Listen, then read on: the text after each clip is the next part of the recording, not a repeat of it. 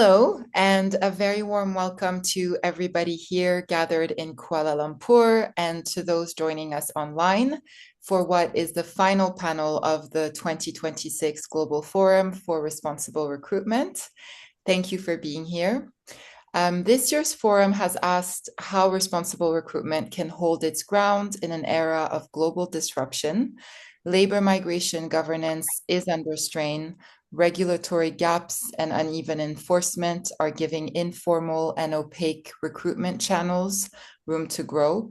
And while many companies and recruiters have committed to the employer pays principle, implementation remains inconsistent across regions and across sectors. And it's migrant workers who carry the cost of that inconsistency. And it's in this context that this session turns to a dimension of responsible recruitment that deserves far more attention than it usually gets. And that is what the rapid adoption of AI-powered HR technologies mean for migrant workers with disabilities, the risks that it triggers, but also the opportunity that it represents for business leaders working on human rights and sustainability to make disability performance a genuine business imperative. And that's exactly what our panel is here to explore. And it's a panel exceptionally well placed to make it. We have Susan Scott Parker, who is the founder of Business Disability International and the author of a recent IHRB paper on disability rights as a business and human rights imperative, who will be guiding today's conversation. Christopher Patno, who is head of accessibility at Google EMEA, working at the intersection of technology and inclusion, and Victor Garcia Riega, who is responsible business manager at Rathbones Group, who will be bringing the perspective of a practitioner embedding human rights in business practice.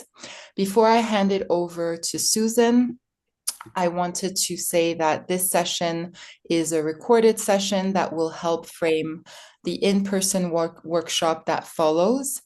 And building on the key challenges and questions that we raise here today, IHRB will facilitate a hands-on discussion on what employers, technology developers, and recruitment agencies need to do to ensure AI and automated hiring tools are deployed responsibly. So as you listen, please take note of what challenges you, what you disagree with, what you'd want to ask, and then you'll have the chance to bring it all into the room. So with that, Susan, the floor is yours. And thank you for this opportunity. It's fantastic to see the Institute addressing this at such a crucial point in your two-day, very important conference. My job now really is to just provide a bit of context. I wanted to throw out a few stats. We all love some stats, but to give an insight into why this is an emerging priority for so many now operating in the business and human rights domain. And so I want to start by pointing out that this conference of yours perfectly timed because we're celebrating the 20th anniversary of the Convention on the Rights of Persons with Disabilities, where the UN put down a clear marker saying disabled people must be guaranteed the same fundamental rights as anyone else, including, and this is specifically in the CRPD, protection from exploitation, violence, and abuse, accessibility to the physical and digital environments, and the right to work and participate in public and private life. So what we're doing today is, with the Institute's assistance, is raising awareness of the potential impact where the business and human rights specialists that I know are gathered together in Kuala Lumpur to leverage their collective influence to position disability rights as both an economic and a human rights imperative. I'm just sorry that we can't be with you. We want today to raise awareness of some of the risks to migrant workers, including, but not only those with disabilities, that are triggered by the ever-increasing use by employers, including public sector employers, of automated AI-powered HR systems. And of course, we're also talking about the many individuals, including migrants, who will become disabled in the future. And this is an issue that is particularly relevant to any discussion of migrant workers. We're starting to see some recognition of these issues, I was interested to see, as a Canadian, that even the Harvard Business School has picked up on the hidden worker effect. And they're saying they have found that automated hiring processes are disproportionately prone to filtering out marginalized groups, including, they say, immigrants and migrant workers. So just a few statistics, if you like, to put this in context. The World Health Organization estimates at least, and I stress at least 16% of the population of any country will have a disability. It's a low estimate. We know 1 in 3 people aged 50 to 64 have a disability. 80% of disabled people live in the global south. And for some reason, another 80% pops up. 80% of disabilities are non-visible. So we'll be talking about people that perhaps you don't regard as having a disability. And that's an issue that I'm hoping you can really address in your conversations later today. But of particular relevance today, all the data shows poverty and disability are strongly interlinked. Poor people are more likely to have disabilities and more likely to acquire disabilities. And disabled people are more likely to become or be poor. The two just go hand in hand, I'm afraid to say. And we know that disabled people are more likely to be vulnerable to exploitation, human traffic, and abuse. The data also shows the higher likelihood of people with disabilities working in dangerous, low-paid, informal jobs. I would suggest, and I know that Sarah's planning to circulate this afterwards, that you check out a recent ILO technical report on the fair recruitment of migrants with disabilities. They're pointing out that in 13 countries, 22% of immigrant workers in agriculture, domestic work, and other mainly low-paid work had experienced at least one occupational health incident, accident, or injury, with 40% having an occupational health problem, which is probably a way of covering the fact that they have disabilities, but doctors are using different terminology. And we have a recent study of migrant workers in Nepal. Between 7 and 11% of returnees cited sickness, injury, or disability as their main reason for coming home. And 22% of Mexican returnees from the US have a disability or impairment. And we also know that 80 to 90% of employers worldwide are using these technologies, and that number is growing every day. And that we have governments also using technologies as they are intervening in what would you call the migrant worker experience journey, as they're trying to move from here to Kuwait. And all the government processes they have to go through are often typically inaccessible. And Chris, maybe you could come in on that later. And so I want to just highlight very quickly some issues that disabled individuals encounter trying to get a job. A college graduate recently told me in Ireland he was told he had to look at the camera when making his video interview, but he's got a visual impairment and he can't find the camera. He's automatically discarded. You need 25 seconds longer for an interview because you stammer, you're discarded. You can't hold the gaming controls because of your disability, you're discarded. Your CV scanner notes that your CV is non-standard because you had a year out because of a spinal cord injury, traffic accident, you're discarded.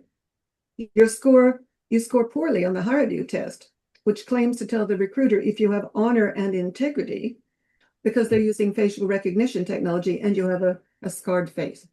You're discarded. I could go on and on and on, and Victor's smiling at me because he knows I will if you let me, but I'm going to stop. The point is that if you're a migrant worker with a disability, you're up against additional problems that most migrant workers don't experience. You've got doctors intervening who don't realize you could do the job. They just focus on some kind of diagnosis. You've got local regulations that aren't enforced. This confusion as to whether or not the employers are supposed to make accommodations at what stage of the process, despite what the law might say locally. You've got limited access to health and social services, and so on. I want to finish, though, by making this really important point for all of us, that we've learned that systems that work for extreme users work better for everybody. And so I want to tell a quick story of the Director General then of our UK tax department. And he would stand up on stage and say his job was to persuade every taxpayer in the UK to fill in those forms online. He learned their average reading age was between 9 and 11 years of age. And then he learned that if he made the process accessible and user-friendly for people with visual impairments, color blindness, dyslexia, learning disabilities, hearing loss, ADHD, age-related cognitive decline, limited dexterity, and more, It would inevitably be easier for taxpayers with a reading age of 9. Now, I'm asking you to think, or maybe English as a second or third language, to fill in those forms. And so our aim here is, yes, enabling access to rights for people with disabilities as migrant workers, but it will open doors for so many more. So that's where I wanted to start. So I'm going to turn to Victor, because Victor, you've been in this world of business and human rights for a long time. Where do you see the real opportunities here? Is it realistic that we can mobilize the collective power of people like you in business and human rights work behind this agenda, positioning disability rights as an economic and human rights imperative? What do you think? Oof, wow. That's a big question, Susan. And I have a very simple answer to that one. I think there is a big opportunity here. But with big opportunity comes big challenges as well. So the opportunities, are endless, let's say. First of all, if we take into account some of the statistics that you mentioned, there is a big percentage of the population that's got a form of disability, and therefore there is a big market, let's say, for businesses who want to cater in a more inclusive way. But there is also a labor market in there that we might be missing talent from. So I think, and those are very specific examples, and I would say there is an opportunity, definitely. The challenges are also varied. Some of them come from a historical lack of resources for an area such as human rights, for example. I've been working in this area for many years now. And if I think back to 15 years ago, I can see that we have made quite a bit of progress. We have the guiding principles, we have a number of coalitions working on it, we have more companies considering human rights when they are going about their business day. However, there is quite a lot more to do. We still have a long way to go to, for example, running appropriate due diligence on our the agencies that we work with, the ones that help us find talent out there. We still have a way to go in terms of understanding how to make technology truly accessible, not just for our employees, but also for potential suppliers, for example, but also for future talent. We are doing, as a business, as an industry, as a sector, we're doing quite a lot in terms of, for example, supporting social mobility, supporting financial education, etc., etc. But I think there is a lot more that we need to include in those programs to make sure that this is reaching not only people because of a social economic status, but also people who, because they have one or another form of disability, might be at a disadvantage compared to other people. So, well, and certainly, Victor, I'm going to interrupt you there because we do have some time limitation today. Certainly, my excitement about this conference was that for the first time, a major institution addressing human rights and business is talking about disability. Christopher, where do you see the opportunity in the fact that it's human rights, our audience today, that we're looking at? I think what we need to remember is that we are not ever defined by one aspect of who we are, whether we're disabled, gay, queer, socioeconomic status, where you come from. We are all, every one of us, these intersectional beings, and these things change over time.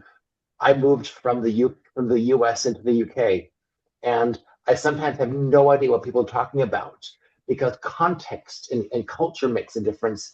So it's sometimes, especially in like when people are telling jokes, I have this just inherent disadvantage. So I say this as a lighthearted way, just to show that someone who goes into a different place has a temporary or short-term situational disadvantage. Then you have the stress and the reason people had to leave.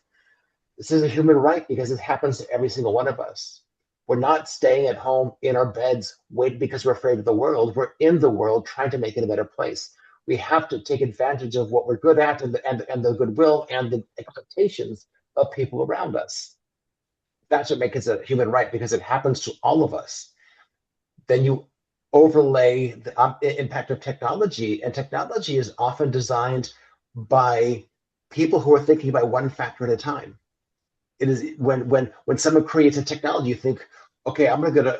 And actually, this reminds me of what you said earlier, when you designed for the extremes. Ramaggiaro, a friend of mine, says if you design for the edges, you get the center for free.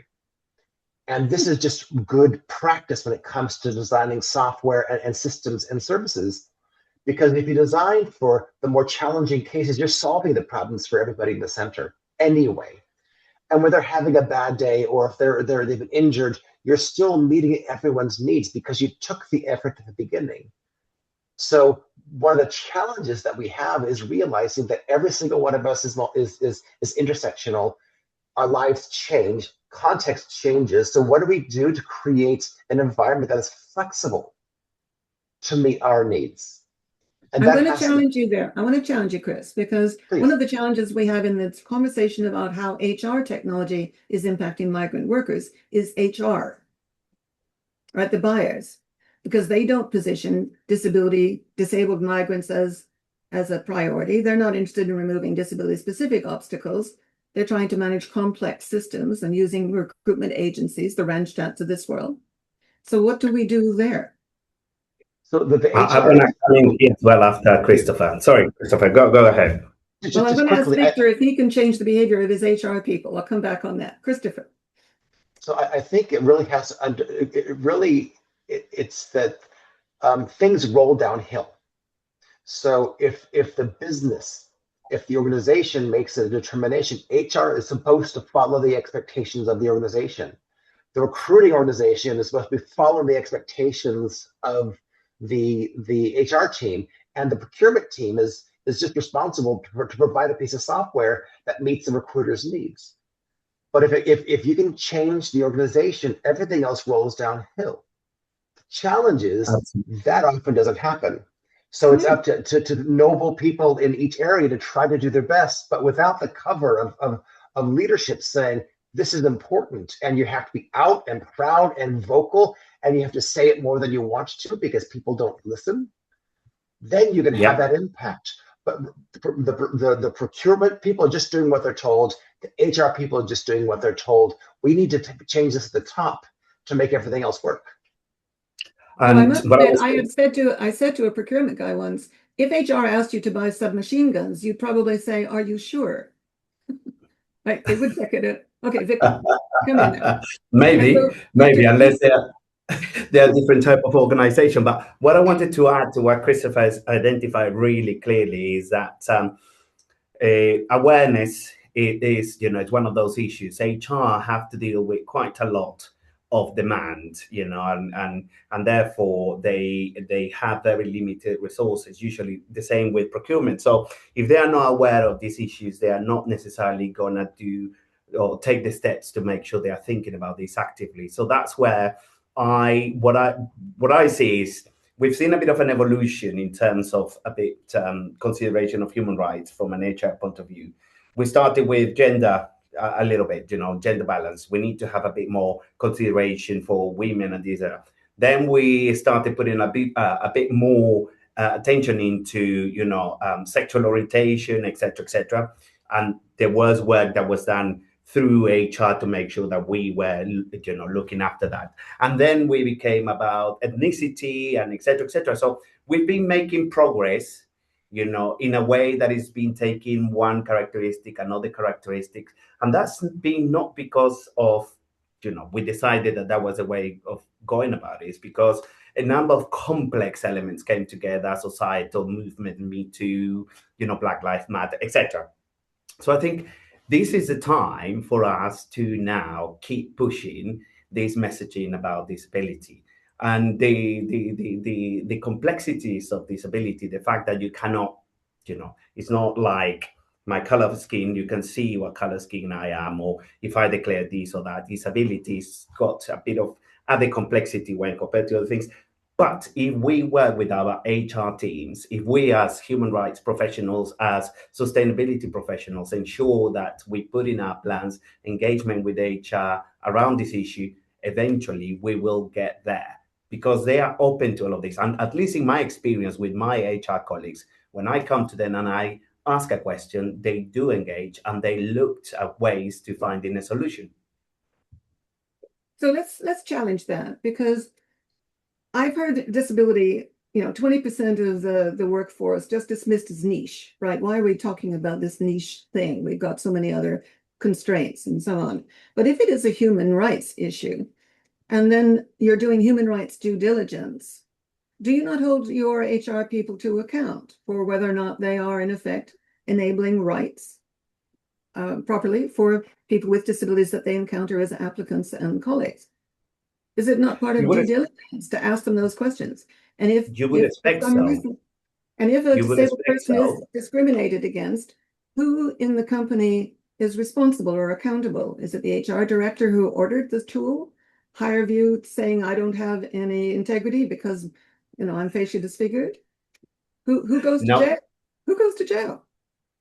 Yeah, I think it's one of those questions that it's got a bit of a. I'm going to be a bit of a broken record here, but it's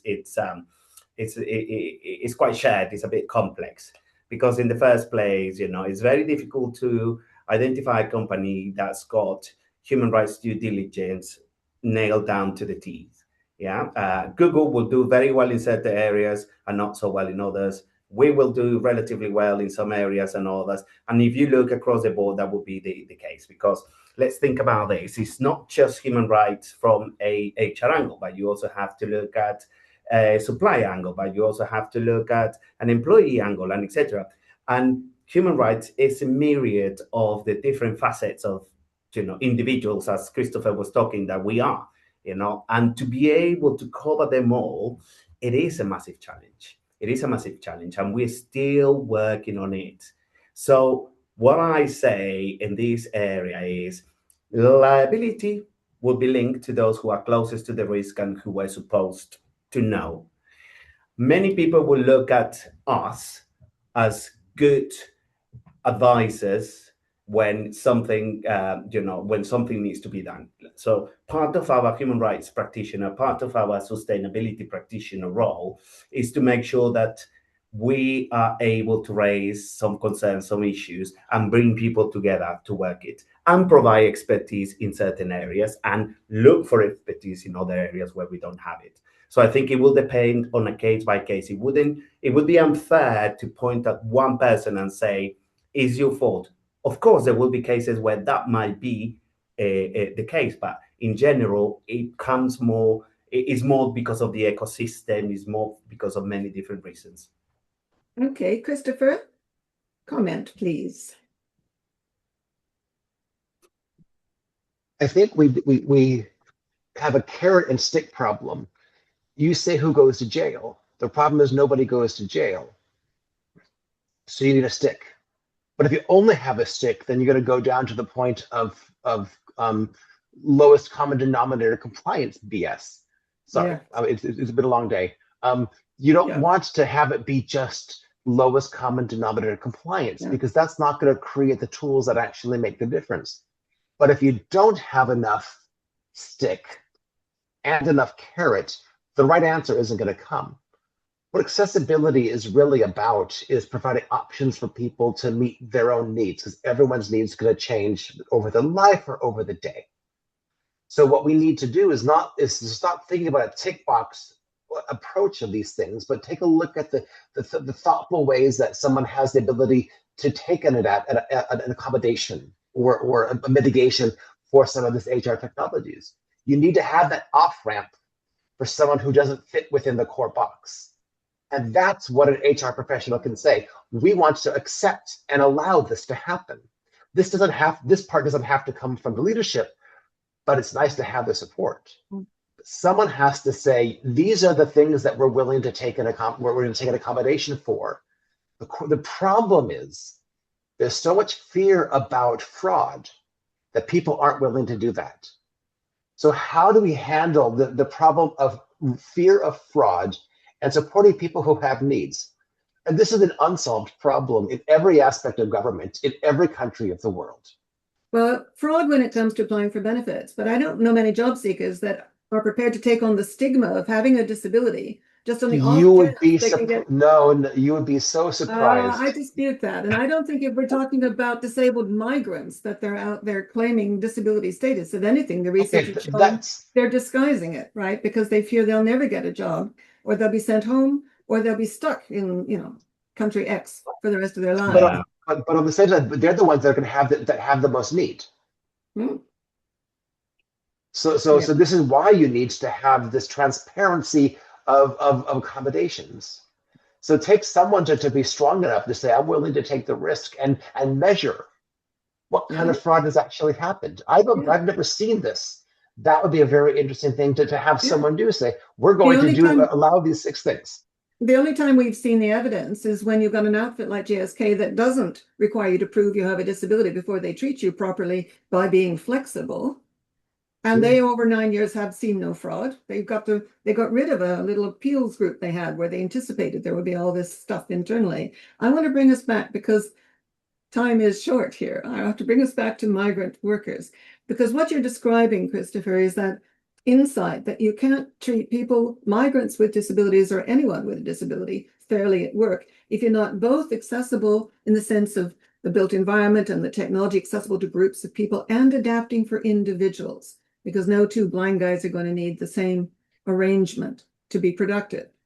And so it's that lack of flexibility that we see with HR technology, where the vendors are out there selling packages and products that claim we're treating everybody properly by treating everyone exactly the same. And so it would be the same as requiring every applicant to go up 3 flights of stairs to an interview room. Most companies now would let a wheelchair using, Stephen Hawking's have his interview on the ground floor. But now, of course, he has to get through the AI stairs because it's all built in as absolutely non-flexible. How can a human rights and business professional in the Kuala Lumpur conference tackle that? Is your role evangelists? Are you teaching the business what disability equality really means in terms of how the company behaves, as well as the impact on the individuals? You're an evangelist, aren't you, Chris? I am. I'm also an optimist. So you need to have both of these there. I think what would be helpful as a result from this conversation is helping create a taxonomy of what does it actually mean to have support of disabled migrant workers in these kinds of solutions. Absolutely. Because then now if we have a taxonomy, if we have a language, we know if we're meeting the expectations of the language. If everybody has different ways of describing things, that's rife for problems, and that's when companies get confused. Absolutely right. So please. And the language is so important, particularly in an environment where you are on a daily basis communicating with people who are not familiar with the issue. So I think you hit the nail in the head there, Christopher, because as part of our evangelist, part of our teaching role is to make sure that people understand what this is about. It's making sure that when we talk about human rights, it doesn't become something that is a bit too theoretical, a bit too removed, a bit too, close to morals and ethics, which is, but doesn't stay there. It goes much, much, much further. And that language, learning, and I think we've mentioned this in previous conversations, is as the way you learn the language of the business to be able to engage with different people in different offices, you also need to help them understand the language of human rights, understand the specific definitions, the specific ways of talking about it. Because, for example, before being a bit more immersed in this area many years ago, when I thought disability, I used to think, wheelchairs, people with speaking impediments, And that's basically mostly it is physical, you know, is the really serious stuff that you see out there. And people get, I think, a bit, let's say, they're a bit scared of talking about that. And I think we mentioned this in previous conversations as well. Is just, you know, we need to make it something that is not a taboo to discuss. We need to help people understand that there is a range, and therefore we need that flexibility. It's not just about steps. It's also about visuals. It's also about X and Y and Z. So definitely, I think, and to answer shortly your question, Susan, in this area, we have to be everything as sustainability human rights practitioners. We have to be teachers, we have to be evangelists, we have to be mediators, we have to do a bit of diplomatic work, a lot of diplomatic work, because we are, let's be realistic, we are a cost center for our business. We are not revenue generators. They don't necessarily see us most of the time as protecting the business, generating value, or protecting value. They see us as some akin to compliance or regulatory. So we need to make sure that, you know, we are those diplomats. We are making people to bringing people together and making sure that things happen. Absolutely. And I'm conscious that we should be moving towards the bit where we're going to encourage our colleagues at the conference to focus on one or two things. I'm thinking as I listen to you both that actually the carrot for me has always been what happens when people in positions of power in business meet and learn from and with people with disabilities informally as colleagues and expert advisors and fellow entrepreneurs and fellow citizens, right? And so for me, that's part of the carrot, and part of the evangelical strategy is to make sure those conversations happen, because that's the only way you challenge the assumption that everyone with a disability is in a wheelchair with a guide dog and a parrot on their shoulder and no speech, right? Like the ultimate stereotypes. And so what would you say if you were now looking at our colleagues in Kuala Lumpur? You're going off to your workshop now. Please talk about this, and maybe if it's short, this you can say, and that. Christopher, what do you think their focus of the discussion could helpfully be? I really think a lot of this comes to language. I think if we can have a common language of what does it actually mean, and that through that language, we can understand how to represent those expectations.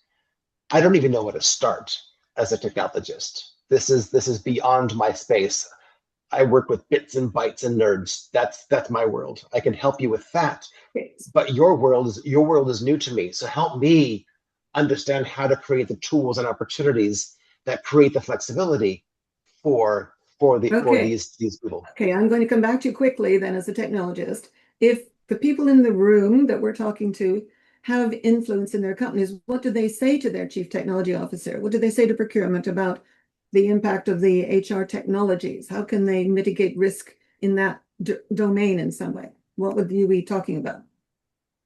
You need to get people involved. You can't let HR handle you can't let AI handle all of the HR decisions. The AI is a tool. It's not a person you can blame, because it's just doing what it's being told. We are giving it marching orders. We are the ones that are telling it to do this or not to do that. So if you want to bring in people with disabilities, you need to provide accommodations. That's what you need to say. We need to support these 5 accommodations. I choose 5 because in my case, I have 5 fingers on my hand. And I can only count to 4, so I get 4 plus 1. Give me 5 things that I can do. And then give me permission to do it. And let's do it and measure it and see if we can do more. And very quickly jump in there. I would say I would look a little bit. I will lift it a little bit in terms of, yes, you need to make sure that people experience, you know, as you mentioned, Susan, that they see what it is like, that they come into contact with this and etc. Yes, you need to make sure that the technology is accessible and all of that. But I would say make it an integral part of your approach to human rights. And how you do that is making sure that every time you are looking at these, you present the full as full a picture as possible. However, also make sure that when you're talking about, so what's next, for example, so what I need to do as a company to show that you understand that the challenge is big, so that you're going to start one step at a time.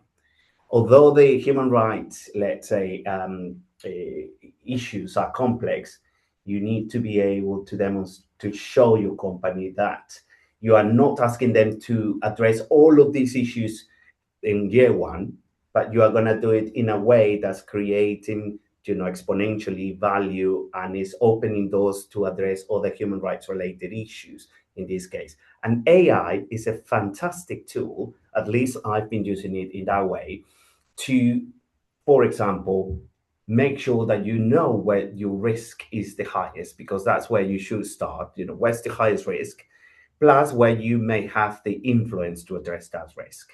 So I would say, now that we have AI, you have the opportunity to go through 100 different documents that you probably couldn't do a year ago or 2 years ago because of the energy and time. You can do that, can help you identify where the highest risk for you is and where you have the highest influence, so you can start there. Yeah, that sounds like a good plan. And so I would just add that if I was in the room, I would be looking at who needs to do and say what differently in my business in the next 2 years, right? You talked about it having to come from the top, that we're treating everyone on an equal basis. What does that really mean for us? And how do we communicate that it's not about inclusion, which is a choice? It's about first treating people fairly on an equal basis. Because you also enhance talent acquisition. How do you get all the carrots and the what was the opposite of carrot? Sticks. Sticks. Carrots and sticks. Or really big carrots that you can attack people with. Yeah, I got you. A weaponized carrot. All right, we're weaponizing everything else in the world at the moment. Well, thank you very much, everyone. Thank you. As ever, we always find ourselves slightly not quite agreeing. I'm still a little more on the treating people properly isn't really a choice, is it? Anyway, let's come back to that. And Sarah, I think at this point you wanted to come in and take us back, if you like, into the actual workshop now that you're setting out. Yes, thank you so much. So first, I wanted to thank you all for guiding us through this conversation, through really framing this next workshop, bringing up practical, reasonable steps that are available. And really, the key message, I think, is really treating disability rights as a core business and as a human rights responsibility. And what I'd like for us to do now is to take, some of the learnings and the provocations and some of the challenges into the room so that we can continue the conversation with colleagues, with us in Kuala Lumpur. But before I do that, I wanted to really thank you all, Susan, Victor, and Chris, for your time today and for this provocation. And yeah, thank you. Thank you very much, Thank you so much. Thank you.